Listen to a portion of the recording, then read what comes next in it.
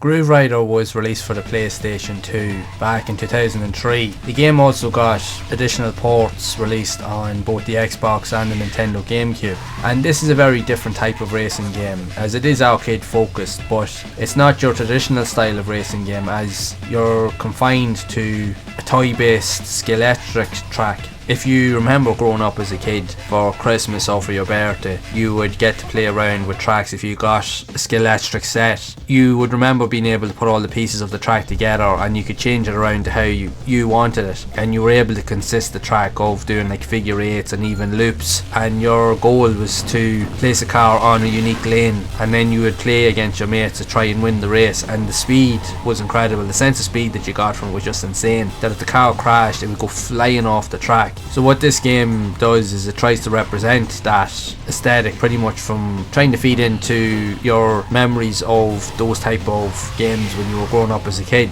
So the game has a number of different tracks available and consists of a number of different car models at your disposal, so that you can pretty much race through different game modes and tournaments. And you can also play with your mates as well, so you can play in exhibition matches, or you can play together like split screen in tournaments. So there is a unique and fun multiplayer aspect to it. But unlike other types of racing games that you would be more familiar with on the PS2, this is very different, as there's a lot of restrictions in terms of the movement and the mechanics of the game, because as with other games you have the freedom to move the car around on the screen at will. This game doesn't allow you to do that, because you're confined to a lane, and how you move to another lane is that you have to hit the directional button, but you have to hit it in a direct order, either left or right, and you have to hit it multiple times to jump different lanes. And you will be required to do this, as throughout each course and each environment that you're racing on, you will have loads of obstacles to avoid, and even other racers to try and get past. As with very similar type of games, if you've ever played the likes of Mario Kart or Crash Team Racing and other games like it, you will know that there's also power-ups that you can use. So you can set off booby traps and leave them sitting on the tracks, where you can leave like mines, or you can shoot different types of objects at your opponents to slow them down or to take them out of the equation altogether, so that you can gain the lead. But you also do have to be mindful of all of the other obstacles that will come your way throughout the course of play, because even on some of the tracks there will be some pieces of the track actually missing. So what you need to do is you need to quickly dive over to the part of the track that is still connected, so that you can keep going with the race. If not, car will fall off the track and then you will respawn,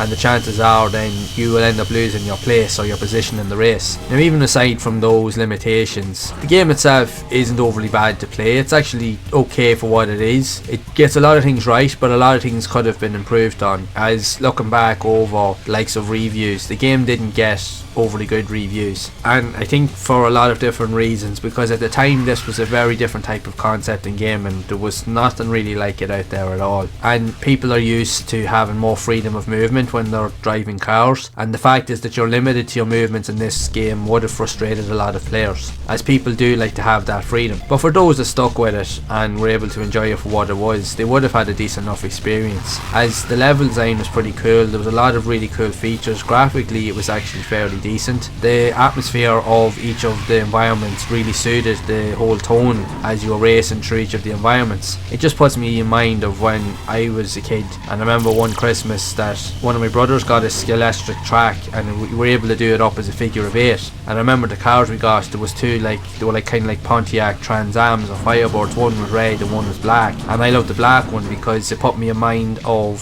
one of my favourite cars of all time from one of my favourite movies of all time, which was Smokey and the Bandit. Because if you've ever watched that movie, you'd understand the black Trans Am and that with the Firebird logo on the front of it. That was just awesome. It was epic. So I do remember that, and we used to play that for ages. Now these were long before you had the internet or you had any sort of PlayStations, because back then I never got my first console until I was like about 10 years old. I got to play a load of consoles around at my friend's house because my mates all had consoles, but I didn't get my first one until I was 10. So the likes of a game like this, even just playing it for the short time that I did play it, brought me back to that when I was a kid. So that in itself was a good experience. But all in all, it's not a bad game to play. It does take a lot of getting used to, I will admit, because the controls can take some while to adapt to, and the fact is that it's limited in terms of your movement different and how you react to different things, and topple that with the computer AI, as they can be very, very difficult to beat as well. You'll find a few times when you're racing it will take quite a few attempts and a lot of luck to be able to win races, because there's so many factors in play. You could be leading, but then all of a sudden an opponent could shoot an object at you or booby trap